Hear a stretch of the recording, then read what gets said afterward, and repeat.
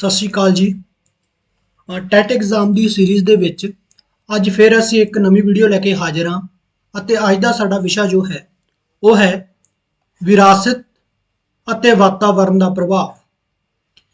ਵਿਰਾਸਤ ਅਤੇ ਵਾਤਾਵਰਣ ਦਾ ਪ੍ਰਭਾਵ ਵਿਕਾਸ ਉੱਪਰ ਕੀ ਹੈ।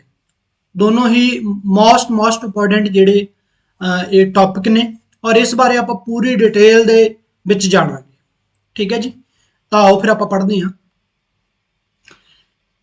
कहता एक व्यक्ति दे व्यक्तित्व विकास विच विरसा अते वातावरण दोवें ही महत्वपूर्ण या जरूरी भूमिका निभाते हैं। तुहानूं पुछ लिया जाए, अक्सर जो प्रश्न बनता भी है कि विरसा मतलब विरासत अते वातावरण दोवां दे विचों विकास उत्ते ज़्यादा प्रभाव किहदा है।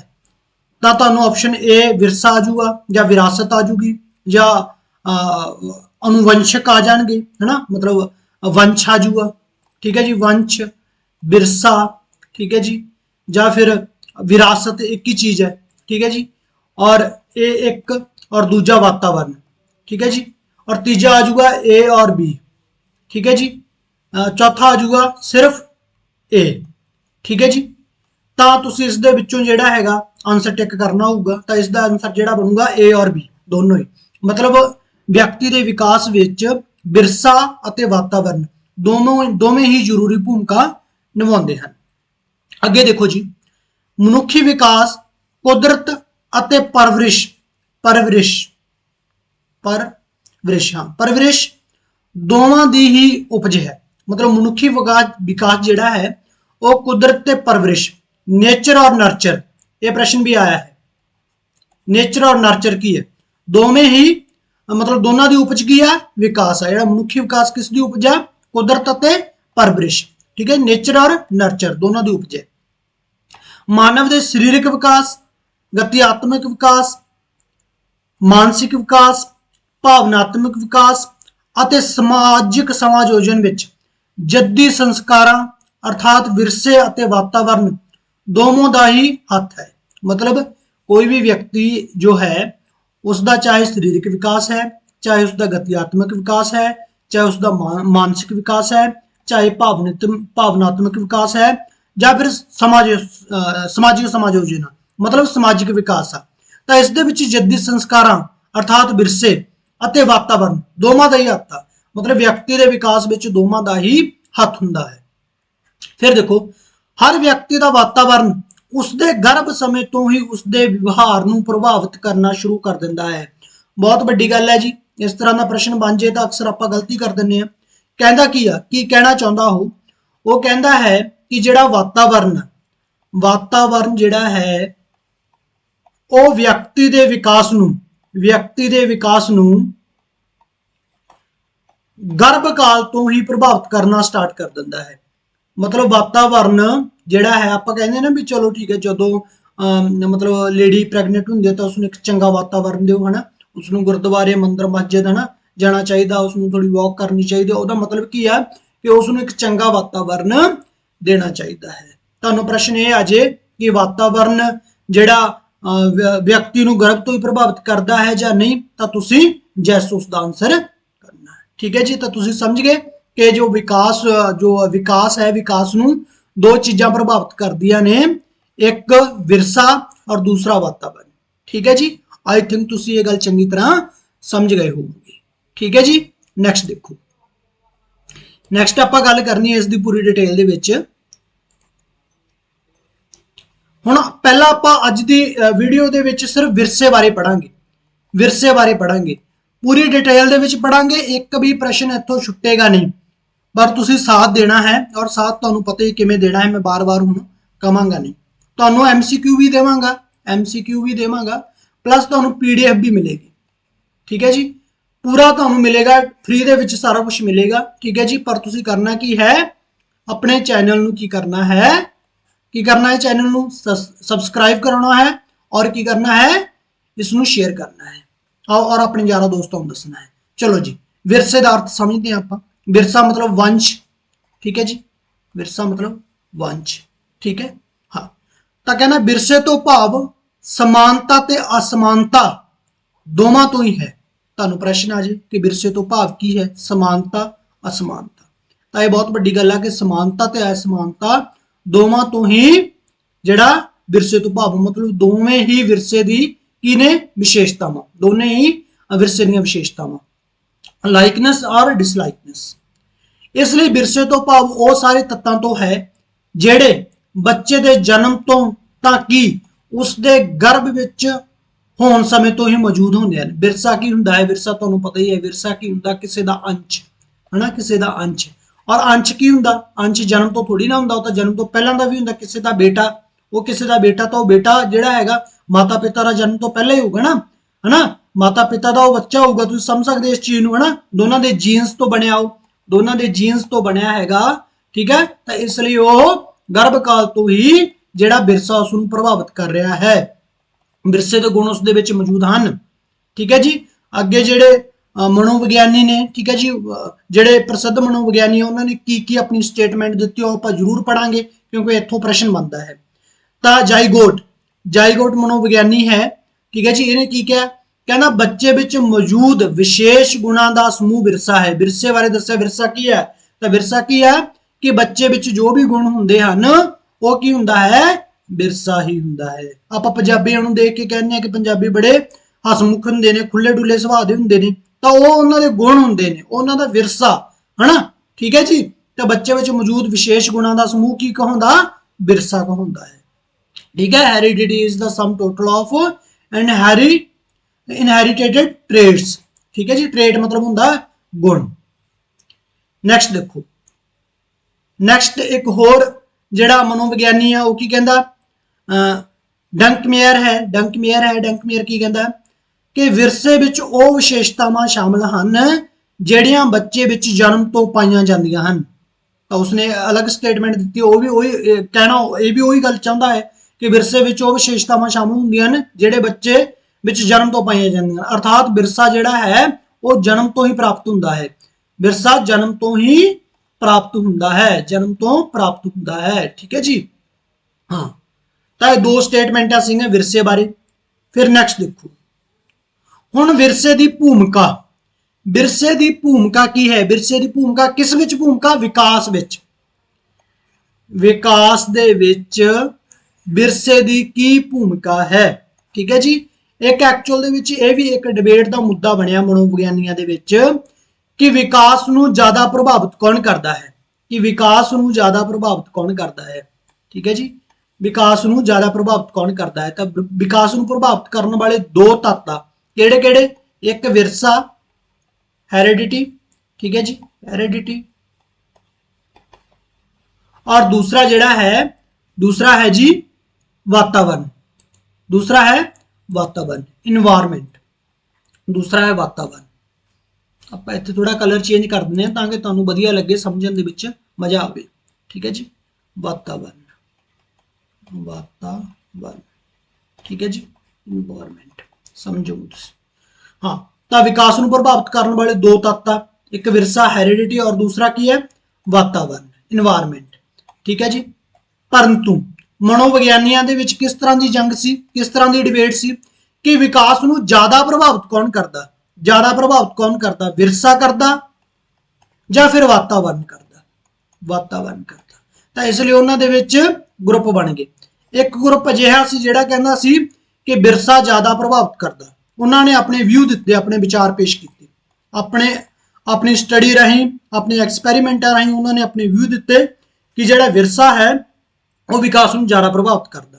दूजे जिहड़े मनोविग्यानी सी वो कहंदे नहीं नहीं कि विकास को जिहड़ा ज्यादा प्रभावित कौन करता है, वातावरण करता है, ठीक है जी। तो उन्होंने अपने व्यू दिते, अपने विचार दिते, और उन्होंने अपने जिहड़े एक्सपैरीमेंट किए सी, वो अपनी जिहड़ी स्टडी की सी वो शेयर की, समझ लग गई। तो इस वीडियो दे विच आपां विरसे की की भूमिका विकास दे विच, और विरसे का रोल ज्यादा है विकास दे विच, इसनूं मन्नण वाले किहड़े व्यक्ति सी और उन्होंने की किया उन्हां बारे आपां पढ़ांगे, ठीक है जी। नैक्सट वीडियो दे विच वातावरण बारे पढ़ांगे, क्लीयर जी। तो फिर सुनो, कहता कुछ मनोविग्यानी मानते हैं कि विरसा व्यक्ति के विकास विच बहुत बड़ा स्थान रखता है। सब तो बड़ा स्थान कौन रखता है जी, विरसा। परंतु ये कुछ मनोविग्यानी मानते हैं। ਕਿਹੜੇ ਮਨੋਵਿਗਿਆਨੀ ਨੇ ਉਹਨਾਂ ਦੇ ਨਾਮ ਯਾਦ ਤੁਸੀਂ ਕਰ ਲੈਣੇ ਨੇ। ਨੰਬਰ 1 ਆ ਗਾਲਟਨ, ਮੋਸਟ ਇੰਪੋਰਟੈਂਟ ਹੈ ਜੀ, ਇਸ ਨੂੰ ਤੁਸੀਂ ਯਾਦ ਕਰ ਲੈਣਾ ਕਿ ਗਾਲਟਨ ਜਿਹੜਾ ਸੀ ਉਹਦਾ ਵਿਚਾਰ ਇਹ ਸੀ ਕਿ ਵਿਕਾਸ ਨੂੰ ਸਭ ਤੋਂ ਜ਼ਿਆਦਾ ਕੌਣ ਪ੍ਰਭਾਵਿਤ ਕਰਦਾ? ਵਿਰਸਾ ਕਰਦਾ। ਦੂਸਰਾ ਵਿਅਕਤੀ ਸੀ ਕਾਰਲ ਪੀਅਰਸਨ, ਠੀਕ ਹੈ ਜੀ, ਇਹ ਵੀ ਕਹਿੰਦਾ ਸੀਗਾ ਕਿ ਵਿਰਸਾ ਜ਼ਿਆਦਾ ਪ੍ਰਭਾਵਿਤ ਕਰਦਾ। ਤੀਜਾ ਵਿਅਕਤੀ ਸੀ ਨਿਊਮੈਨ, ਫਿਰ ਫਰੀਮੈਨ, 4 ਹੋ ਗਏ। ਉਸ ਤੋਂ ਬਾਅਦ हॉलजिंगर, गॉडर्ड, थॉर्नडाइक, मैरीमैन, विंगफील्ड, ये सारे व्यक्ति जिहड़े सी, इन्हां सारे व्यक्तियों का यह मनना सी कि विरसा जिहड़ा हैगा वो विकास नूं ज़्यादा प्रभावित करदा। क्लीयर हो गई गल? हाँ, फिर देखो उन्होंने कुछ इन्हां विचों कुछ ने सिद्धांत भी दिता। सिद्धांत किहड़ा दिता? समरूप जोड़ियां दा सिद्धांत। किहड़ा सिद्धांत दिता? समरूप जोड़ियां दा सिद्धांत, ठीक है जी। अच्छा, ये सिद्धांत की सी? उन्होंने की कीता कि 2 जोड़े बच्चों की जिहड़ी स्टडी कीती, हाँ, ट्विंस बच्चों की स्टडी कीती। वो कहंदे भी 2 ट्विंस बच्चे ने, वो दोनों लड़के भी हो सकते हैं, लड़का लड़की भी हो सकते हैं। वो कहंदे भी 2 बच्चे आ पैदा होए और दोनों बच्चों नूं अलग अलग वातावरण दे विच रखिया गया, अलग अलग वातावरण दे विच रखिया गया। इस नूं शायद एक नूं चंगे दे विच रखिया होगा, एक नूं माड़े दे विच रखिया होगा। परंतु जदों बाद दे विच उन्हां दा अध्ययन कीता गया, इन्हां दा मनना है, गलत सही वो उन्हां नूं पता होना, पर उन्हां दा मनना है, उन्हां दी गल है, ठीक है जी। तो आपां जदों भी साइको पढ़ांगे तां जिस मनोविग्यानी ने जिहड़ी गल कही है आपां उस दे अनुसार उस नूं पढ़ना। आपां इह नहीं कहना अपने व्यू नहीं देने, ये उन्हां दे व्यू आ, आपां सही गलत नहीं दसना उस बारे, ठीक है जी। उन्हां दे व्यू पढ़ने आ, ठीक है जी। वो कहंदे भी 2 जोड़े बच्चे सीगे, उन्हां नूं की कीता गया? उन्हां नूं अलग अलग वातावरण दे विच रखिया गया, परंतु अलग अलग वातावरण विच रखण दे बावजूद भी उन्हां दा जिहड़ा विकास है वो बराबर होया। विकास की होया? बराबर होया। मतलब उन्हां दे विकास दे उत्ते कोई असर नहीं पिया। इसलिए इस तो की साबित होया कि वातावरण जिहड़ा है वो विकास दे उत्ते प्रभाव नहीं पाउंदा, क्योंकि विकास दे उत्ते प्रभाव की पाउंदा? हैरिडिटी पाउंदी है, क्योंकि उन्हां दा वंश एक सी, उन्हां दी विरासत एक सी, इसलिए उन्हां दा विकास उस विरासत के आधार पर होया। Got it? क्लीयर हो गई ये गल जी? आई थिंक कि सारे तुसीं समझ गए होंगे। तो आपां इस नूं पढ़ लैंदे हां। कहंदा समरूप जोड़ियां दे अध्ययन तो पता लगता है कि भिन्न भिन्न वातावरण विच, ये वातावरण 2 बार लिखे गए, विच पाले जाण दे बावजूद भी जोड़े बच्चों का बुद्धि स्तर इक्को जिहा हुंदा है। इस सिद्धांत के जन्मदाता सन। इस सिद्धांत को किसने मतलब स्टडी किया सी? गैसल, पियरसन और गैल्टन।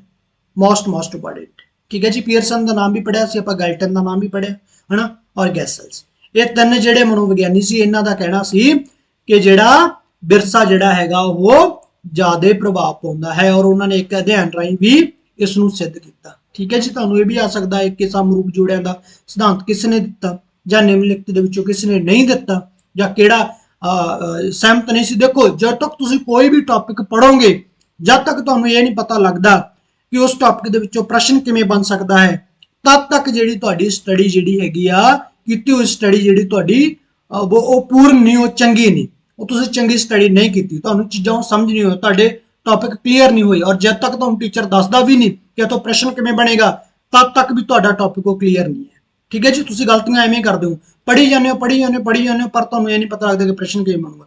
हुण इत्थों प्रश्न किवें बन सकदा है? इत्थों प्रश्न किवें बन सकदा है? इत्थों प्रश्न ये बन सकता है कि निम्नलिखित दे विचों जिहड़ा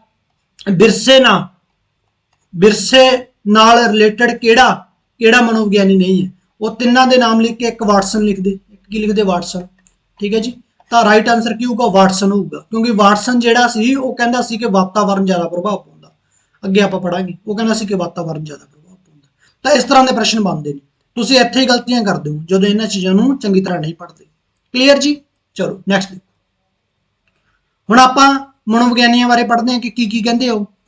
तो कार्ल पियरसन की कहता है, हाँ, विरसे बारे की कहता है, उसका विचार की है। कार्ल पियरसन कहता है कि माता पिता की लंबाई घट ਜਾਂ ज़्यादा होंदी है तो उन्हां दे बच्चों की लंबाई भी घट ਜਾਂ ज़्यादा होंदी है। गल तुसीं स्टेटमेंट है, तुसीं याद कर लेना इसमें, ठीक है जी।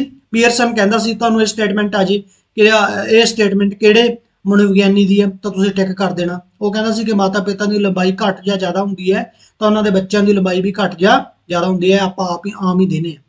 ਥੌਰਨਡਾਈਕ ਦਾ ਵਿਚਾਰ ਕੀ ਸੀ? ਥੌਰਨਡਾਈਕ ਕਹਿੰਦਾ ਹੈ ਕਿ ਬੱਚਿਆਂ ਦੀਆਂ ਮੂਲ ਸ਼ਕਤੀਆਂ ਵਿਰਸੇ ਤੇ ਨਿਰਭਰ ਕਰਦੀਆਂ ਨੇ। ਕੋਈ ਬੱਚਾ ਸਰੀਰਕ ਤੌਰ ਤੇ ਕੀ ਹੈ ਤਾਕਤਵਰ ਆ ਤਾਂ ਉਹ ਹੋ ਸਕਦਾ ਉਹਦਾ ਪਿਤਾ ਕੀ ਹੋਵੇ ਤਾਕਤਵਰ ਹੋਵੇ। ਕੋਈ ਬੱਚਾ ਕਮਜ਼ੋਰ ਆ ਤਾਂ ਹੋ ਸਕਦਾ ਉਹਦੇ ਪਿਤਾ ਕਮਜ਼ੋਰ ਹੋਣ। ਕੋਈ ਬੱਚਾ ਇੰਟੈਲੀਜੈਂਟ ਆ ਤਾਂ ਹੋ ਸਕਦਾ ਉਹਦੇ ਮੰਮੀ ਪਾਪਾ ਇੰਟੈਲੀਜੈਂਟ ਹੋਣ। ਠੀਕ ਹੈ ਜੀ, ਤਾਂ ਇਹ ਸਾਰੀਆਂ ਗੱਲਾਂ ਨੇ ਥੌਰਨਡਾਈਕ ਨੇ ਕਹੀਆਂ।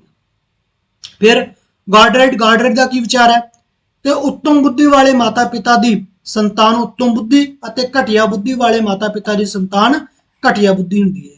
ਠੀਕ ਹੈ ਜੀ, ਮਤਲਬ ਹੁਸ਼ਿਆਰ ਪੇਰੈਂਟਸ ਦੇ ਬੱਚੇ ਜਿਹੜੇ ਹੈਗੇ ਹੁਸ਼ਿਆਰ ਹੁੰਦੇ ਨੇ ਔਰ ਨਲਾਇਕ ਪੇਰੈਂਟਸ ਦੇ ਬੱਚੇ ਜਿਹੜੇ ਨਲਾਇਕ ਹੁੰਦੇ ਨੇ।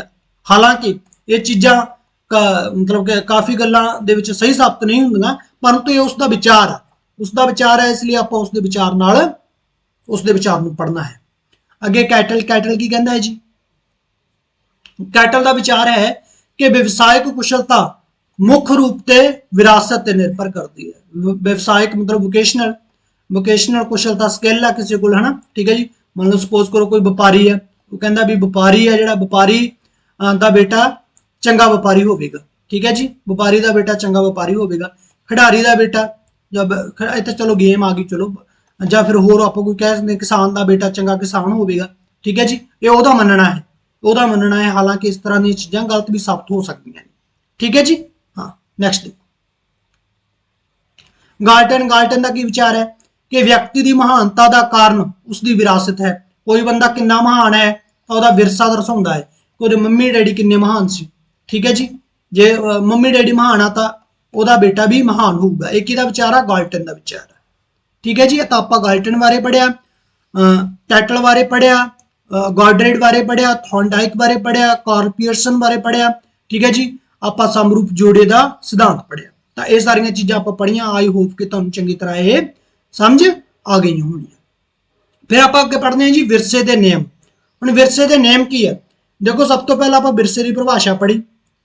ਵਿਰਸੇ ਦੀ ਪਰਿਭਾਸ਼ਾ ਤੋਂ ਬਾਅਦ ਆਪਾਂ ਉਹਦਾ ਰੋਲ ਪੜਿਆ ਕਿ ਵਿਕਾਸ ਦੇ ਵਿੱਚ ਉਹਦਾ ਰੋਲ ਕੀ ਹੈ। ਹੁਣ ਆਪਾਂ ਵਿਰਸੇ ਦੇ ਨਿਯਮ ਪੜਾਂਗੇ ਕਿ ਵਿਰਸੇ ਦੇ ਨਿਯਮ ਕੀ ਹੈ। ਇਸ ਤੋਂ ਵੀ ਪ੍ਰਸ਼ਨ ਬਣ ਸਕਦਾ ਤੁਹਾਡਾ ਐਗਜ਼ਾਮ ਦੇ ਵਿੱਚ, ਔਰ ਮੈਨੂੰ ਲੱਗਦਾ ਇੱਥੋਂ ਇੱਕ ਪ੍ਰਸ਼ਨ ਬਣਿਆ ਵੀ ਹੈ।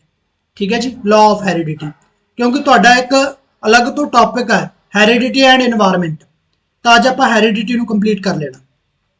ਤਾਂ ਪਹਿਲਾ ਤਿੰਨ ਨਿਯਮ ਆ, ਟੋਟਲ ਤਿੰਨ ਨਿਯਮ ਆ। ਪਹਿਲਾ ਨਿਯਮ ਪੜ੍ਹਦੇ ਹਾਂ ਸਮਾਨਤਾ ਦਾ ਨਿਯਮ, ਲਾਅ ਆਫ ਸਿਮਿਲਰਿਟੀ। ਤਾਂ ਇਸ ਦੇ ਵਿੱਚ ਕੀ ਕਹਿੰਦਾ ਹੈ ਕਿ ਇਸ ਨਿਯਮ ਵਿੱਚ ਕਿਹਾ ਜਾਂਦਾ ਹੈ ਕਿ ਸਮਾਨਤਾ ਨੂੰ ਹੀ ਜਨਮ ਦਿੰਦੀ ਹੈ। ਅਰਥਾਤ ਜਿਸ ਤਰ੍ਹਾਂ ਦੇ ਮਾਤਾ ਪਿਤਾ ਹੁੰਦੇ ਹਨ ਉਸੇ ਤਰ੍ਹਾਂ ਦੇ ਬੱਚੇ ਹੁੰਦੇ ਹਨ। ਉਹ ਕਹਿੰਦਾ ਸਮਾਨਤਾ ਨੂੰ ਕੀ ਕਰਦੀ ਹੈ? ਜਨਮ ਦਿੰਦੀ ਹੈ। ਅਰਥਾਤ ਕੀ ਹੈ ਕਿ ਗਾਂ ਕੀ ਕਰੂਗੀ? ਬੱਚੇ ਨੂੰ ਜਨਮ ਦੇਊਗੀ।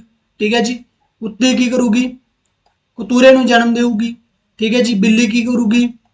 ਬਲੂੰਗੜੇ ਨੂੰ ਜਨਮ ਦੇਊਗੀ। ਮਤਲਬ ਸਮਾਨਤਾ ਨੂੰ ਜਨਮ ਦਿੰਦੀ ਹੈ।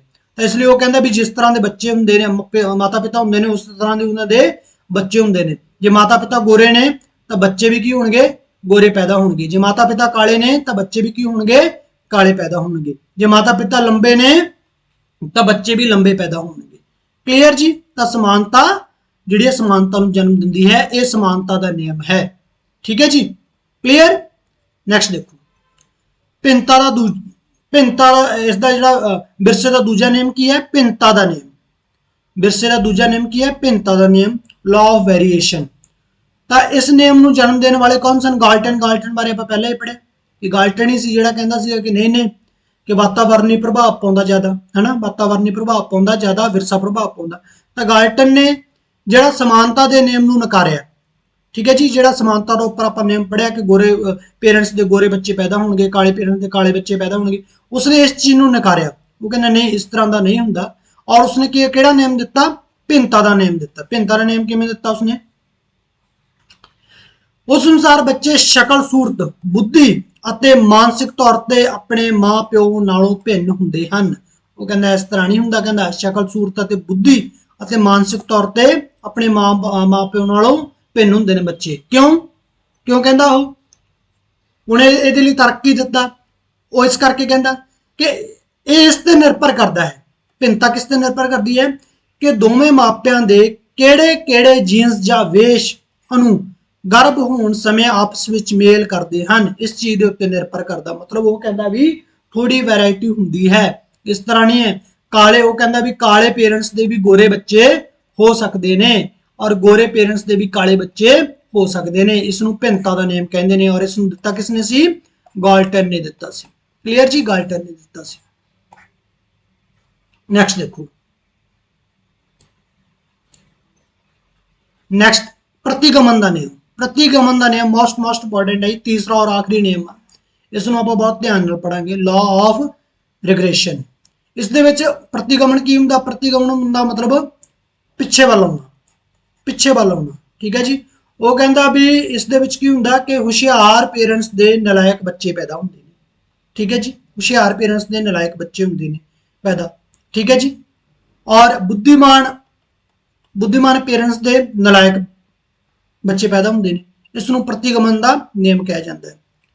तो जीव विज्ञानियों अनुसार प्रतिगमन तो भाव विकासात्मक पक्ष तो पिछे नूं जाना है, मतलब पिछे नूं जांदा। जिवें प्रभावशाली मापियां दे बच्चे घट प्रभावशाली अते घटिया मापियां दे होर घटिया बच्चे जन्म लैंदे हन, इसनूं ही असीं प्रतिगमन कहंदे हां। यह प्रवृत्ति ही प्रतिगमन का नियम है। प्रवृत्ति आउंदी है मतलब घटिया पेरेंट्स दे घटिया बच्चे। ठीक है जी। प्रभावशाली पेरेंट्स दे घट प्रभावशाली मतलब पिछे वाल आउंदा, इसनूं प्रतिगमन का नियम कहंदे ने। ठीक है जी। तो ये विरसे दे जिहड़े नियम सी जी, 3 नियम पढ़े आपां। पहला समानता का नियम, ठीक है जी। फिर आपां दूसरा की पढ़िया सीगा? भिन्नता का नियम, भिन्नता का नियम। तीसरा आपां प्रतिगमन का नियम, प्रतिगमन का नियम। ठीक है जी। ये 3 नियम पढ़े आपां। विरसे का रोल पढ़िया। ठीक है जी। आपां जिहड़ा समरूप जोड़ी का सिद्धांत पढ़िया। ठीक है जी। और इस तो इलावा आपां विरसे की परिभाषा पढ़ी। तो हुण आपां नैक्सट वीडियो दे विच की पढ़ना? वातावरण बारे पढ़ांगे कि वातावरण बारे की आ, वातावरण का प्रभाव किवें आ और किहड़े-किहड़े जिहड़े मनोविग्यानी है वो ये मानते हैं कि नहीं विरसे नालों ज़्यादा जिहड़ा प्रभाव वातावरण पाउंदा है, उन्हां दा विचार ही है। ठीक है जी। ये आपां नैक्सट वीडियो दे विच पढ़ांगे और काम तुसीं एक ही करना है। मैं बार-बार तुहानूं बस 1-2 बार होर कहांगा, फिर उस तो बाद मैं तुहानूं कहना नहीं। फिर तुहानूं चंगा लगे तो तुसीं शेयर करिया करो, नहीं तो फिर आपां तुहानूं एक जिम्मेवारी लगती है कि चलो आपां वीडियो बनाउणियां वधिया, जिहड़े बच्चे कोचिंग अफोर्ड नहीं कर सकते उन्होंने आपां नॉलेज देनी है ताकि सारिਆਂ ਦਾ विकास होवे। ਤੇ ਤੁਸੀਂ ਵੀ ਇਸ ਦੇ ਵਿੱਚ ਯੋਗਦਾਨ ਪਾਓ। ਯੋਗਦਾਨ ਇਸ ਕਰਕੇ ਪਾ ਸਕਦੇ ਹੋ, ਇਸ ਤਰ੍ਹਾਂ ਪਾ ਸਕਦੇ ਹੋ ਵੀ ਤੁਸੀਂ ਵੀਡੀਓ ਨੂੰ ਸ਼ੇਅਰ ਕਰੋ, ਆਪਣੇ ਯਾਰਾਂ ਦੋਸਤਾਂ ਦੇ ਵਿੱਚ ਗਰੁੱਪ ਬਣੇ ਹੁੰਦੇ ਆ ਬੱਚਿਆਂ ਦੇ, ਉਹਨਾਂ ਦੇ ਵਿੱਚ ਸ਼ੇਅਰ ਕਰੋ ਔਰ ਚੈਨਲ ਨੂੰ ਸਬਸਕ੍ਰਾਈਬ ਕਰੋ। ਠੀਕ ਹੈ ਜੀ। ਅੱਜ ਲਈ ਇੰਨਾ ਹੀ। Thank you so much.